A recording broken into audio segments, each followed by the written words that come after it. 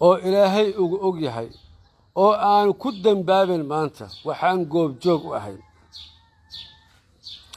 sheekadaas hadda kor waa ka sheekay hadda korna waa ka sheekay waxaan goob joog u ahay magaalada marka anoo jooga oo ka shaqeeya hay'ad sanfar u shaqeeya ayaan waxaan goob joog u ahay cid reer xamar ah oo ciidaha cadcadka ah oo guri laba dabaqa marka ku leh ayaa waxaa qabsaday nin mooriyaan ah oo beesha cayr ah ayaa qabsaday ninkii markuu qabsaday gurigii oday islaantii caruurtii gabdhihii ayuu isu qabsaday guriga dabaqa labaadu isugu dagay dabaq hoosan ciddaa degan habeen walba gabdhaha ciddaas u jooga ee odaga iyo habartu ay dhaleen ayuu wuxuu yidhaahdaa caawa gabadhaas kor halay soo saaro caawa taas halay soo saaro midda caawa loo soo saaro maahane habeen dambe tukalu leeyahay heblaaye waxaan arkay ma rabe heblaaye kale halay soo saaro gabdhihii guriga ku dhex rafaadsaa ciddii dhashana gurigay dhex degan yihiin sidaas soo u joogay oo saas noloshiis oo ahayd ciddana oo baado gabdhahana ka fuulo guriga dabaqaan u seexdo yaa waxaa la wariyaa doqona tahay cidda waa reer xamare dahabay haystaane dahabka ka qaado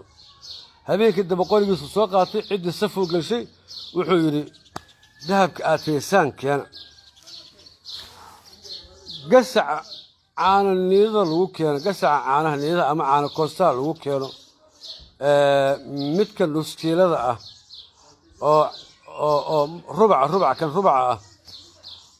oo dahab ku jiraan silsilado iyo jijiman iyo faraantiyaal ku jiraanay dheheen intaana xandhii xoole ka haysanaahe walaalow qaado intii buu ka qaatay wuxuu waa dhoofayaa dibaddan aadaya marka waa ciddan lacagna waa ka helay muddana waa la noolaay ilmihiina waa ka fulfuliyey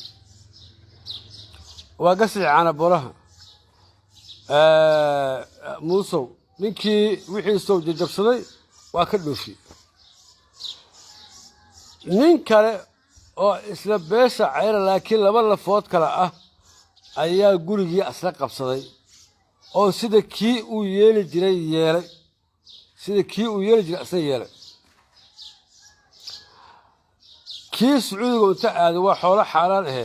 yaa la soo qabtay oo dhegta lagu soo dhigay lasoo tarxiilay haddii lasoo tarxiilay shaqo kale iyo camal kale ma yaqaane wuxuu yidhi alla ilahi ciddii reer xamarkaa ku noqo ciddii hadduu ku laabtay ciddii nimaa la jooga asna mooryaan kaleo qori wataa la jooga labadii nimaa isdirirtay labadii nin ayaa isdirirtay waxay isku dirirayaan gurigan anaa haystay oo weligay anaa haystay iyo adigu waa ka dhooftay anaa gadaashaa guriga qabsaday adigu waa ka tagtay anaa haysta arrintaas iyada ah marka waxaan ku ogaadaa idiin sheegaa marka labadii nin ayaa gartoodii la galay labadii ninoo guriga isku haysatay cidda degantaa reer xamarka degantoo gabdhaha ay ka fulfuuleen ayaa gartoodii la galay labadii jirib ay ka dhasheenoo beesha ceyr ah labadii jirib ay ka dhasheen ayaa gartoodii la galay meel qofkii marka tagaa yaqaanee baarkii baar bulsho la dhihi jiray oo dalxiisku uu lahaa oo xarunta mataqaanaa gobolka ka soo horjeeday waad ogtihiinoo geedo waaweynoo haraho tallaalo lahaa baarkaasaan fadhiyey odayaashuna geedahaas meeshaasay garta ku galayeen markaasaa halkayga anigu shaah ku cabaya dhegtana ii dheeradoon waxaan dhegaysanaya waxa laga hadlayo markaasaan waxaan ogaaday arrintaas iyada ah odayaasha garta galaya marka gartaas odayaasha galayana yaa odayaashaas garta galayana garta u geli maayaan cidda masaakiinta ee la haysto ee gabdhaha laga kufsaday